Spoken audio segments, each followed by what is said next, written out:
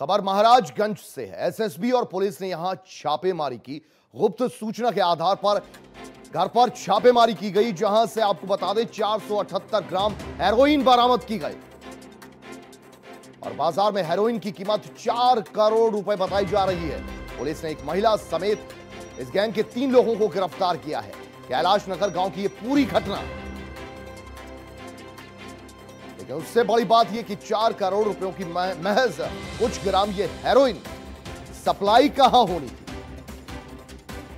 क्योंकि गांव देहात में तो उसका खरीदार ज्यादा मिलता नहीं। और जिन्हें गिरफ्तार किया गया है उनका किरदार कहां था, कहां से आई है हेरोइन। 478 ग्राम हेरोइन, सुनने में ये ग्राम बहुत कम लगते होंगे, लेकिन देखिए इसकी कीमत कितनी हुई। 4 करोड़ रुपए इसकी कीमत।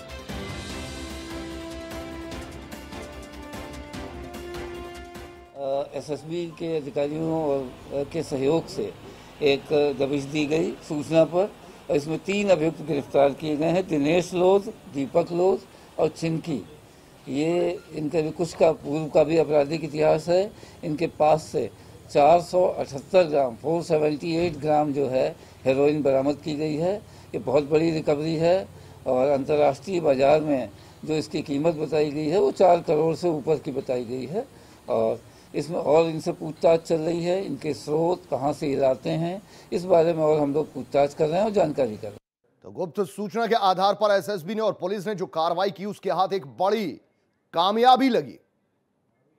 घर से देखिए 478 ग्राम हेरोइन बरामद की गई और कैलाश गांव का यह पूरा मामला है। लेकिन सबसे बड़ी बात यह है कि कैलाश गांव में 4 करोड़ रुपयों की 478 ग्राम हेरोइन कर क्या रही थी, यह कहां से आई थी, किसके तार कहां से जुड़े थे, कहां यह सप्लाई होने वाली थी और इतना पैसा कौन पे करने वाला था। और अगली खबर श्रीनगर से है, उत्तराखंड का श्रीनगर। नैथाणा के ग्रामीणों ने यहां प्रदर्शन किया है। चौरास रेलवे निर्माण स्थल पर निर्माण कार्य रोका। रेलवे से रोजगार की मांग कर रहे हैं ग्रामीण। आत्मदाह की चेतावनी, जल्द रोजगार नहीं दिया तो करेंगे आत्मदाह।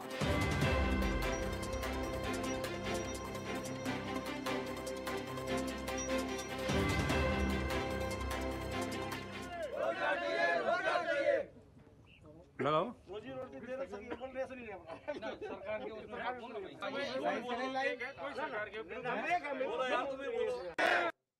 वर्तमान में स्थिति यह है कि यहाँ पर नहीं प्रत्यक्ष और नहीं अप्रत्यक्ष दोनों तरीके से रेलवे प्रशासन ने आंखें बंद कर चुकी है।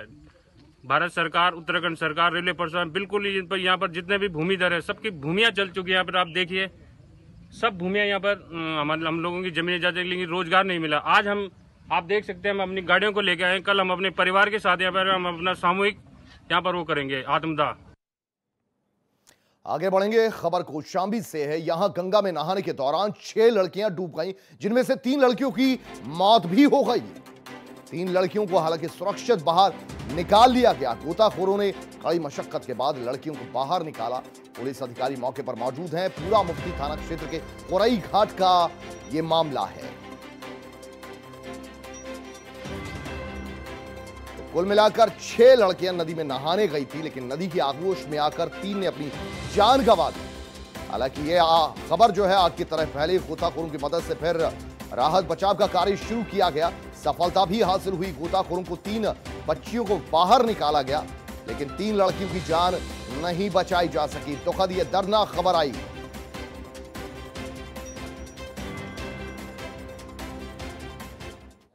उधर गोंडा में युवक पर निकाह का झांसा देकर शोषण करने का आरोप भी लगा। पीड़िता का आरोप है कि गांव के ही एक युवक ने उससे निकाह का झांसा दिया और करीब 2 साल तक उसका शारीरिक शोषण करता रहा। जब उसने निकाह का दबाव बनाया तो आरोपी ने इनकार कर दिया।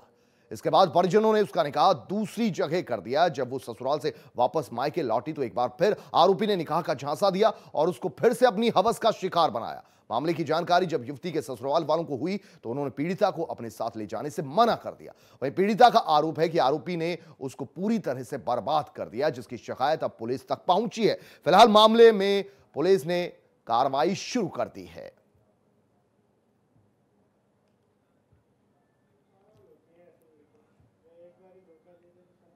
गोरखपुर में एक ऐसा अस्पताल है जहां लोगों की जान से खिलवाड़ किया जाता है। कोई भी इलाज से पहले यहां पर किसी भी प्रकार की जांच नहीं की जाती। यहां पर डॉक्टर की जगह कंपाउंडर ऑपरेशन कर देते हैं और इस अस्पताल का नाम दुलारी नर्सिंग होम है। यह रिपोर्ट देखिए। इतना ही नहीं, इलाज के बाद मोटी रकम भी ली जाती है, लेकिन पर्ची नहीं दी जाती है। ना कोई सबूत। अगर आप ज्यादा जोर डालेंगे तो बाउंसर के जरिए आपको बाहर करवा दिया जाएगा। ये बिहार की रहने वाली निर्जला देवी है, जिनको गांठ थी। कोरोना काल के समय में वो इलाज के लिए दलालों के मकड़जाल में फंस गई और इस अस्पताल में पहुंच गई। इलाज से पहले ना तो उनके खून की जांच हुई और ना ही कोई पर्ची दी गई, बस सीधे ऑपरेशन कर दिया गया। ऑपरेशन डॉक्टर नहीं बल्कि कंपाउंडर ने किया। जब उन्होंने पर्ची की मांग की तो उन्हें गुंडों के जरिए बाहर कर दिया गया। ऑपरेशन आपके कौन किया? यहाँ के जो कंपाउंडर थे। अच्छा, कंपाउंडर ने ऑपरेशन कर दिया। तो हमें लगा डॉक्टर आएंगी। हाँ। तो डॉक्टर को नहीं देखे हम। हाँ।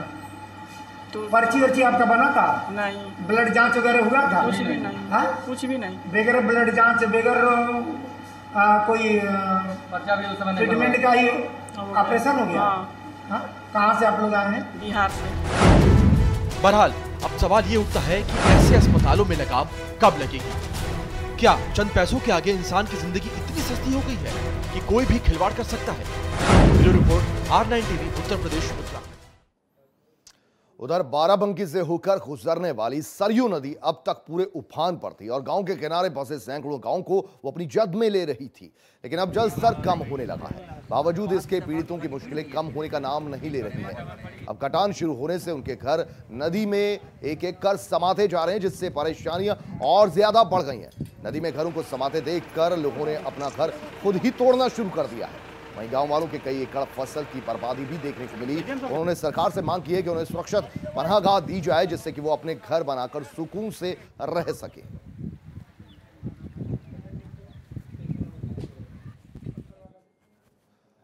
सरकार की पहल के बाद लकड़ी के खिलौनों का कारोबारियों में एक आस जगी है। देश में खिलौना उद्योग के फिर से फलने फूलने के दिन ऐसा लग रहा है वापस आ रहे हैं। वहीं कारोबारियों ने अपने उत्पाद को विदेशों तक पहुंचाने की उम्मीद भी जताई है। ये रिपोर्ट देखिए।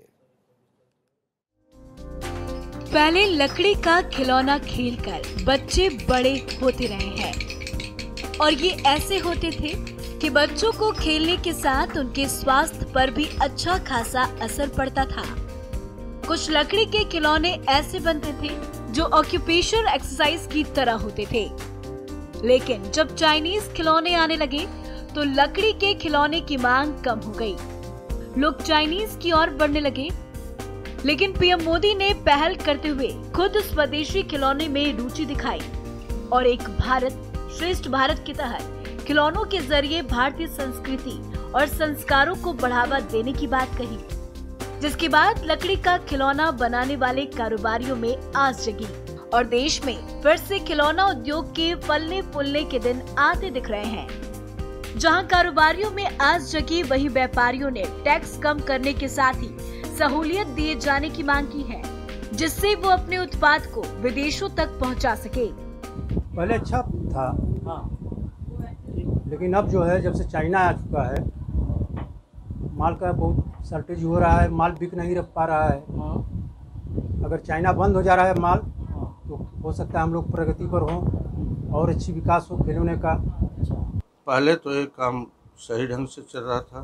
जब तक चाइना का खिलौने आए मार्केट में, तब तक हम लोगों के लकड़ी खिलौनों की डिमांड बहुत कम हो गई। पहले इसमें 400 वर्कर्स काम करते थे, लेकिन जब चाइना के आइटम आने की वजह से हम लोगों के लकड़ी खिलौने बिकने बिल्कुल कमज़ोर हो गए। नतीजा है कि इसमें कारीगरों का पलायन करने लगे, दूसरे जगहों पर जाने लगे, दूसरे धंधे को पकड़ने लगे। अहरौरा बाजार में लकड़ी के खिलौने का व्यापार रोजगार का मजबूत आधार था, लेकिन चीन के खिलौनों ने समृद्धशाली कारोबार को चौपट कर दिया था।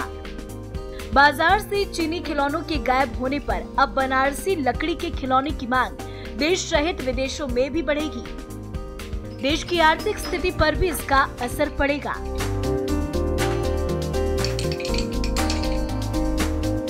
मिर्जापुर से विद्या प्रकाश भारती की रिपोर्ट, उत्तर प्रदेश, उत्तराखंड।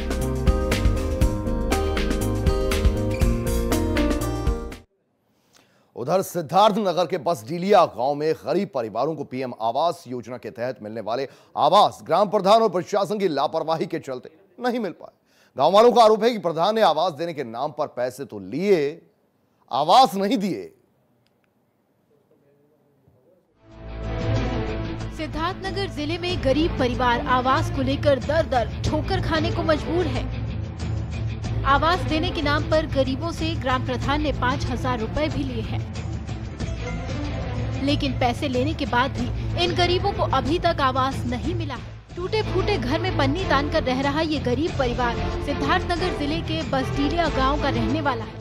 गांव में मेहनत मजदूरी कर पालन पोषण कर रहे गरीब परिवारों की परेशानी गांव के प्रधान और सेक्रेटरी को नजर नहीं आ रही है। लोगों का आरोप है कि ग्राम प्रधान और सेक्रेटरी ने आवास देने के लिए उनसे 5,000 रुपए तो लिए हैं और ग्राम प्रधान से कई बार गुहार लगाने पर आश्वासन तो मिला, लेकिन आवास फिर भी नहीं मिला। समस्या यह भैया कि क्या नाम हम प्रधान ने कहा कि हमको 5,000 रुपया दे दो। 3 साल हो गया, अभी तक पैसा नहीं मिला है। और छोटे छोटे बच्चे, हमारा आदमी विकलांग हो गया, हमारे बच्चे सब कहाँ जाएं? न जमीन मिला, न घर बना, सब सारा चूता है, देखो पन्नी सब तान के हैं। हम लोग कहाँ जाएं छोटे छोटे बच्चे लेके? समस्या ये है कि हम दूसरे के घर में रह रहा हूँ तो प्रधान जी आवास नहीं पास कर रहे हैं। 2-2.5 साल हो गया है, पैसा भी ले लिए है 5,000 रुपया। जाता हूँ तो फिर बोल रहे कि आज बिहान कर रहे हैं, पैसा भी नहीं दे रहे। हम दूसरे के घर में रह रहा हूँ, बारिश में हम लोग कहाँ जाएंगे, बहुत दिक्कत हो जाएगी। गरीब परिवारों को आवास न मिलने के मामले में मुख्य विकास अधिकारी का क्या कुछ कहना है, सुनिए। ये आपके माध्यम से ये शिकायत जो है ये संज्ञान में आई है अभी, तो इसकी हम वीडियो से जांच करा ही लेंगे और एक बार जैसे ही हमें शिकायत इसकी प्राप्त भी हो जाएगी, जिन व्यक्तियों ने जो शिकायत की है, तो हम उसकी गहन जांच करा के नियमानुसार उस पर कार्रवाई की जाएगी अगर सत्य पाई जाती है तो। बहरहाल सिद्धार्थनगर जिले के बसडीलिया गांव के लोग ग्राम प्रधान और प्रशासन की लापरवाही के चलते बड़ा नुकसान झेल रहे हैं, लेकिन मुख्य विकास की कार्रवाई करने की बात कहने के बावजूद भी गांव में इन गरीब परिवारों के लिए घर का इंतजार कितना लंबा होगा ये कहना अभी मुश्किल है। R9 टीवी के लिए सिद्धार्थनगर से परवेज अहमद की रिपोर्ट। और चलिए इसी के साथ फिलहाल दीजिए इजाजत, बने रहिए R9 टीवी के साथ सिर्फ खबर के लिए। नमस्कार।